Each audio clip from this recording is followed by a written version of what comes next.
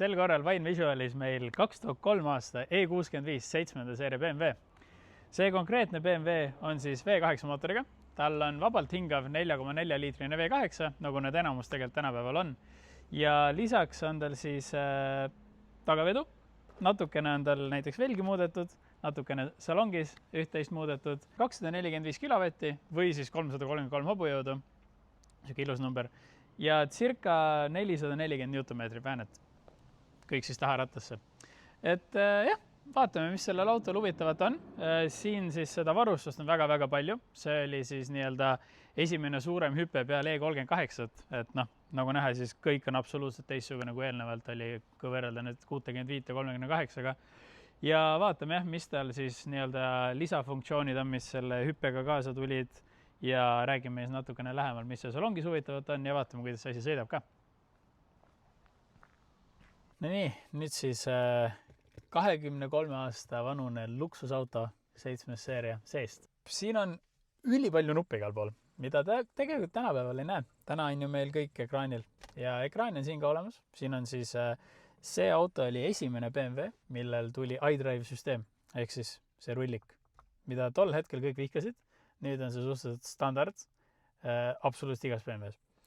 Ja üsna huvitav on näha, et näiteks sellel autol on olemas topsihoidjad siin. Topsihoidjaid ju meil näiteks 5. seeria BMW-l ei olnud tol hetkel.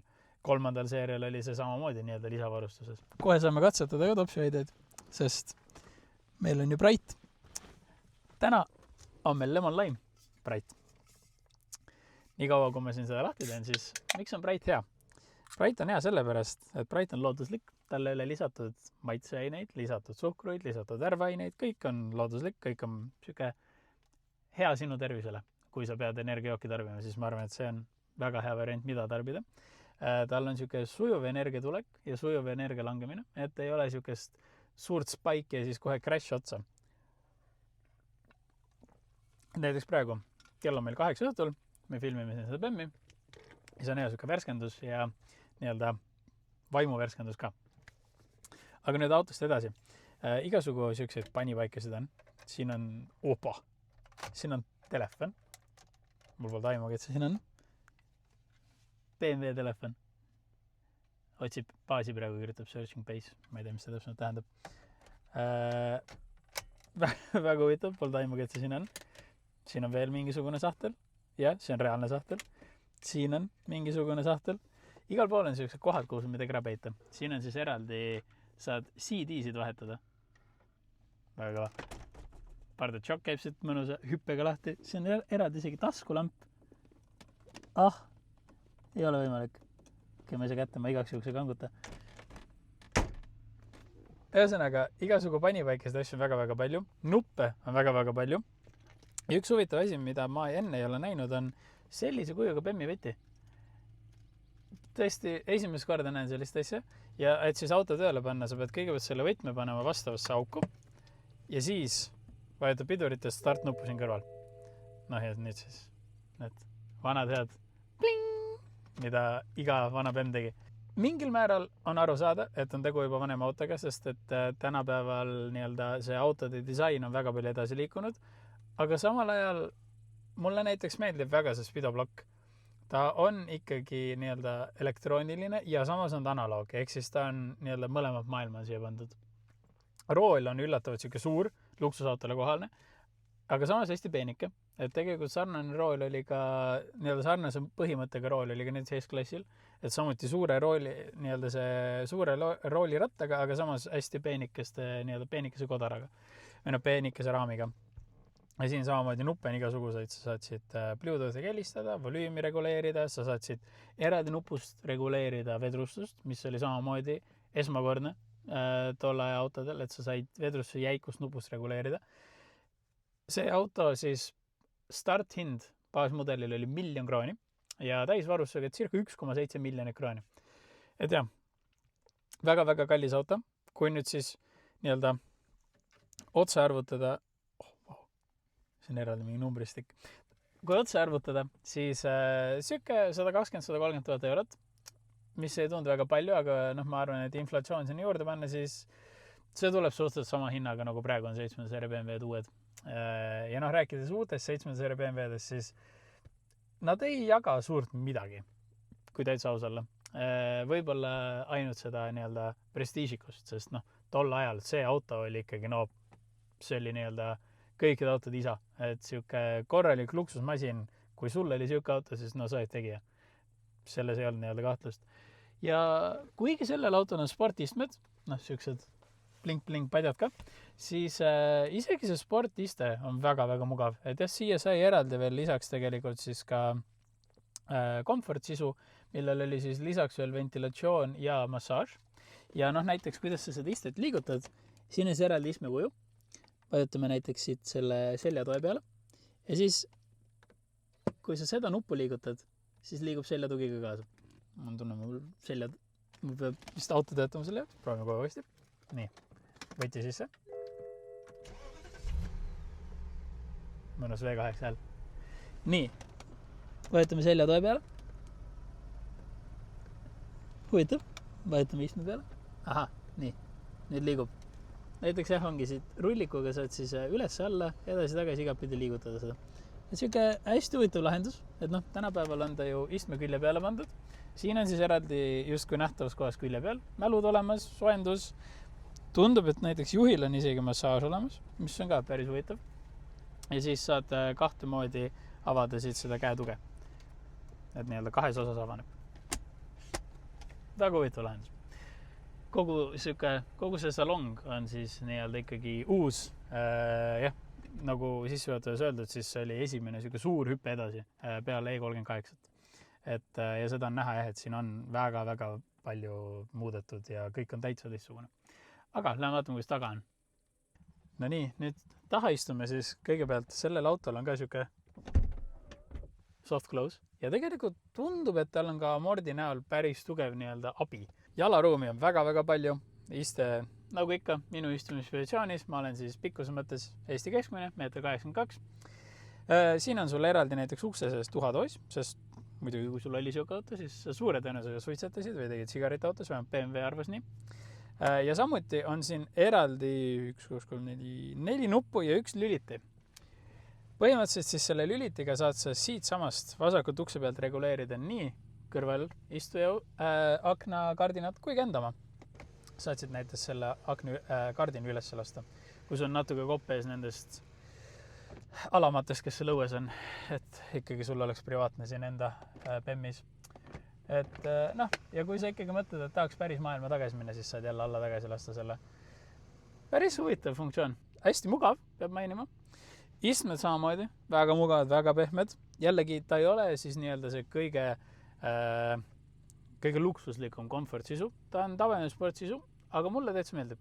Siuke soliidne, must ja piisav mugav. Sul on siin siis eraldi olemas mitte 1, vaid 2 sigaretisüütajad, sest mis sa jagad või? Ei, sul on enda oma. Kõrvalistu ja lasta muretseb ise enda pärast. Sul on siin üleval ventilatsiooniavad.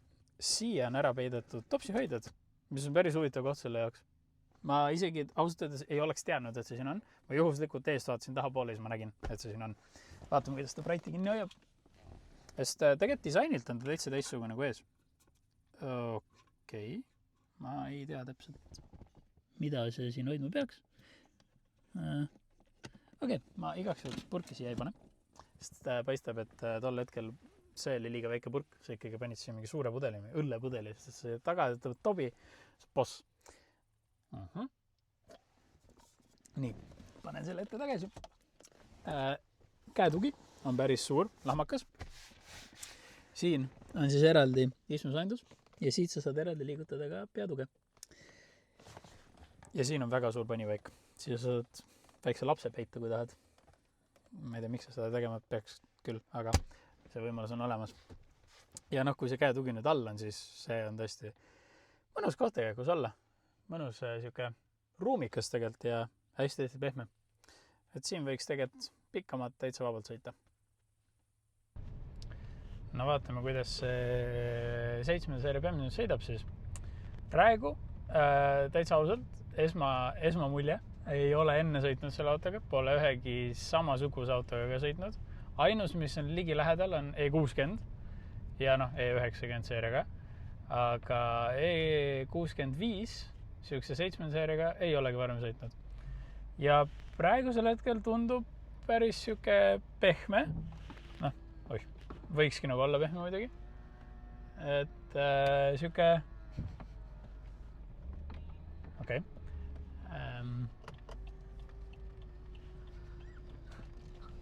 What the fuck? Okei. Mis siin juhtub nüüd? Oota, stops. Mida ta teeb? Oh my god, oota, ma pean teie teema kuhugi. See nois on super algus. No nii, nüüd vaatame siis, kuidas see vanakooli luksuspill sõidab. Et noh, ikkagi 2003 aasta auto, tänaseks 23-aastane. Osaliselt arusaadav, osaliselt täiesti üllatav tegelikult, et see auto 23 on, sest ausalt öeldes minu jaoks 20 pluss aasta vanuses 7 seeria ongi E38. Peab tunnistama, et tegelikult noh, see on minul nii-öelda esmane sõit selle autoga. Et ei ole enne sõitnud sellise autoga, üleüldse, mitte ühegi sellisega. Ja päris mõnus tegelikult, siuke pehme, sujuv. See V8 mootor, ta on küll jah, vabalt hingav, aga samas töötab hästi sujuvalt. Ja kogu see minek on ka siuke hästi pehme ja hästi sujuv. Et noh, nagu siin aru võib saada, siis üldine nimetaja kõige sellel ongi sujuvus. Et see nagu 7 seeria suuresti on. Siuke sujuv, suur, pehme, luksuslik. Sellel autol läbisõit on circa 290 000, mis tegelikult nüüd, kui arvestada, et on 23 aastane, ei ole väga palju. Et aastas siuke 10-12 000, see pole suurt midagi. Mootoril on kapitaalremont tehtud ja töötab täitsa ilusti. Et jah, mõned nii-öelda kalad on, ses suhtes nagu ka näiteks E60-tega, kui nad välja tulid, nad olid nii hullult täis pakitud igasugu lisaelektroonikat, mida kunagi varem ei olnud autodesse pandud. Noh, sellel autol ka tegelikult näiteks on dynamic drive, ehk siis see tähendab seda, et kui sa lähed kurvi, siis auto nii-öelda kallutab vastu, et ta hoiab sind kurvis sirgena. Aga samas, kui see nüüd nii-öelda ei tööta, siis auto on siuke hästi vedel ja siuke pehme ja siuke nagu, noh, ei ole, ütleme siis kõige dünaamilisem. Aga üldiselt siuksed hästi huvitavad lisad on, et on näha tõesti, et on väga palju igasugu lisavarustus siia autosse visatud. No nii, nüüd siis sõidame siin natukene Jõelähtme poole ja no kes teab seda Tallinnast välja Peterburi tee lõiku, kus on see jutumärkides hästi mõnus nii-öelda betoontee. See auto võtab need löögid jumala ilusti endasse. Nagu väga üllatav, kui pehmeks ta selle asja teeb. Ja jällegi peab meeles pidama, et see auto on üle 20 aasta vana. Ja ikkagi natuke üllatab näiteks see, kui vaikne see auto on. Et jah, okei, sellel autol on natuke summutit ümber tehtud, mida sa tegelikult salongi väga isegi ei kuule, sest et see klaaside müraisolatsioon on nii tugev ja üleüldiselt see müraisolatsioon on ülihea. Ja jällegi see sujuvus. Et jah, okei, vanem auto, midagi õrnalt põriseb sõidu ajal. Õrnalt on tunda ka mingi vibratsiooni, aga üleüldiselt sa ikkagi tunned seda nagu justkui selle 7. seeria hõngu. Sa tunned seda pehmust ja seda sujuvat minekut, seda vaikust. Et reaalselt praegu, mis ma sõidan? Circa 90-ga. Ainult õrn rehvimüra. Mitte midagi muud. Ma ausalt öeldes arvasin natukene kehvemini. Nii vanast autost. Ma arvasin, et siin on tuulemüra, siin on igasugu muud müra, aga tõesti hämmastavad vaikne auto. Ja siuksed autosid sa tänapäeval saad juba suhteliselt kommiraha eest, siuke 4-5 tuhat euri. Jah, okei, võib-olla need ei ole kõige paremas korras, aga sa saad selle auto eest tegelikult ropult autot.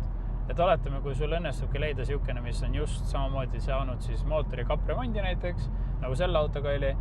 Jah, okei, muudest kohtadest natuke on siuke tunne näha, et on nii-öelda jäetud unustuse hõlma või nagu mingid asjad tegemata jäetud, aga üleüldiselt nagu kogu see mootor ja kõik see sõit on päris mõnus. Et ma täitsa mõistan nii-öelda, miks sellised autosid siiamaani ostetakse ja veits isegi saan aru sellest, miks siukene auto maksis USB-st baashinnana 1 000 000 krooni. Et jah, päris mõnus, päris üllatav isegi. No nii, ja kokkuvõte siis sellest E65-st. Mind täis üllatas see auto. Just selle koha pealt, kui sujuv see mootor on, sest ta on vabalt hingav V8. Auto ise on tegelikult väga suur. Võrdluseks näiteks nagu omanik tõi, ta on pikem isegi kui Volkswagen Transporteri buss. Ja see on buss. See on sõiduauto. Ja lisaks tegelikult näiteks see müraisolatsioon sellel autol vapustab minu arust, kui hästi kogu see salong on isoleeritud üle maailmast.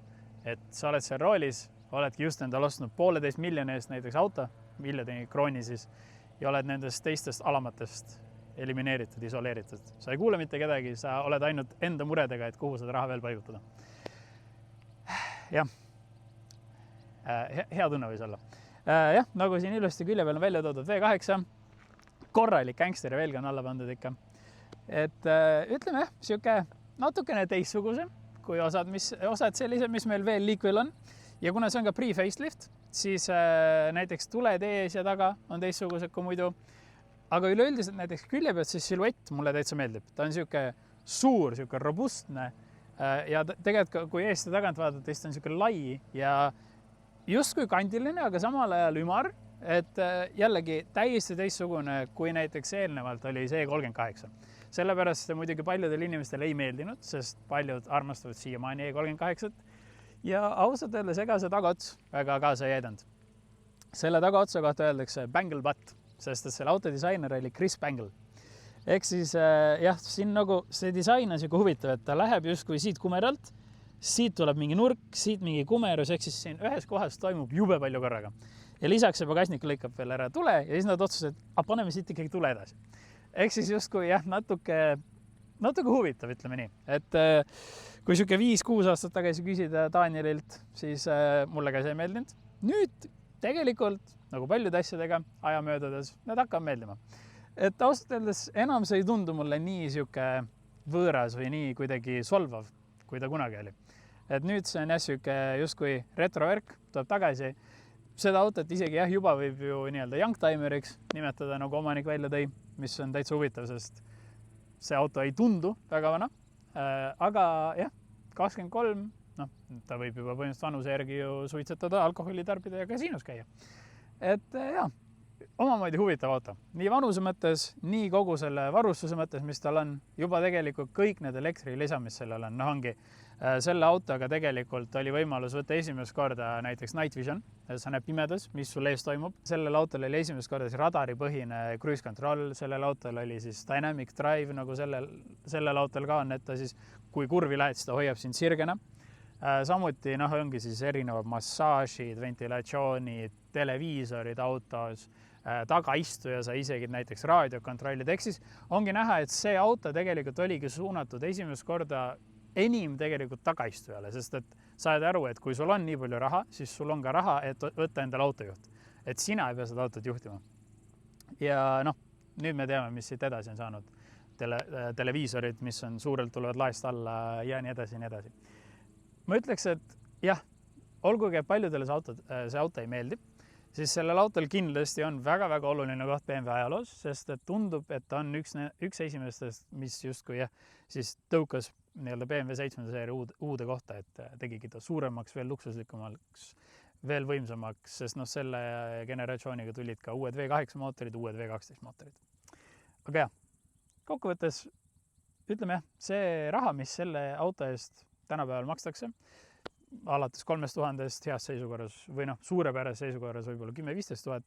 Selle raha eest autot on päris palju, aga kindlasti jällegi, kuna siin on palju elektroonikat, võimas mootor, siis igasugused kontrollid on alati teretulnud, et enda tagumiku katmiseks igaks juhuks tee kontrolli, enne kui sihukese auto ostad, et mingi kallis üllatust ei tule. Aga jah, kui sul on mõni huvitav auto, siis kirjuta vain.visual@gmail.com või sotsiaalmeedias vain.visual. Samuti ära unusta Brighti, brightrings.com/vain, seal on igasugu huvitavaid maitseid, proovi, naudi selle sooja ilmaga ja pese isest käi kindlasti läbi see suvi enda autoga, sest et ilmad on ilusad. Kui sul on mingi road trip, siis pärast pesene putuka laibab maha, et oleks jälle hea endal sõita ja klaasist ilusti läbi näed. Aga eks me näeme järgmine kord, mis meil siin videos on. tšau-tšau.